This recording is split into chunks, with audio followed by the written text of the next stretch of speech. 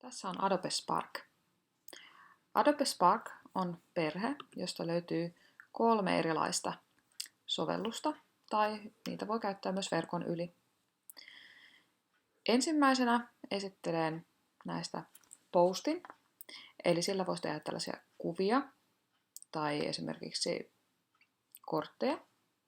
Siihen saa hyvin kuvan taustalle ja sitten siihen voi laittaa erilaisella tyylillä tekstiä. Jos haluaa tehdä tarinoita, verkkosivuja, niin siihen sopii todella hyvin tämä Spark Page.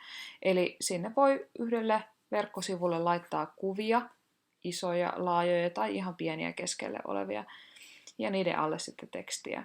Tai sinne voi laittaa videoita väliin, siellä on kuvagallerioita ja monta muuta sellaista hyvännäköistä valmista muotoilua, mitä voi sitten hyödyntää. Eli se on nimenomaan verkkosivujen, vaikka jonkun ohjekokonaisuuden julkaisemiseen verkossa.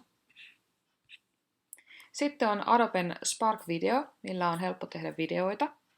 Eli siihen voi laittaa aina yhdelle dialle joko kuvan, videon tai sitten ikonin tai tekstin.